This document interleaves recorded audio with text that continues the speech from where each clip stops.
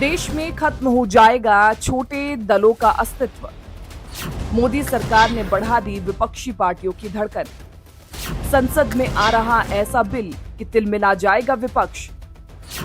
बिना चुनाव ही मोदी मार लेंगे पूरा मैदान।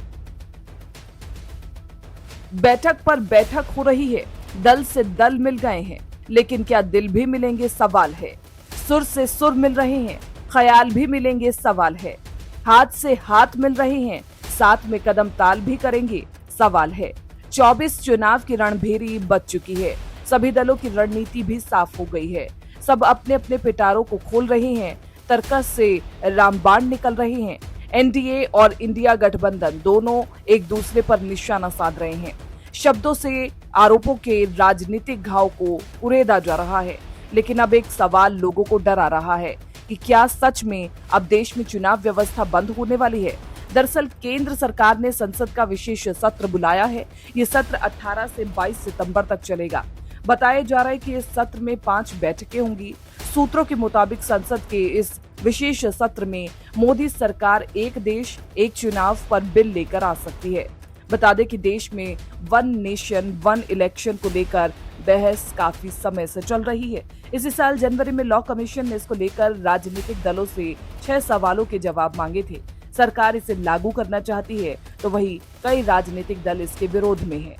प्रधानमंत्री मोदी ने राज्यसभा में चर्चा के दौरान कहा था, सीधे कह देना कि हम इसके पक्षधर नहीं हैं। आप इस पर चर्चा तो करिए भाई, आपके विचार होंगे। हम चीजों को स्थगित क्यों करते हैं? इस बीमारी से मुक्त होना चाहिए। 5 साल में एक बार चुनाव हो, महीना 2 महीना चुनाव का उत्सव चले, उसके बाद फिर काम में लग जाएं।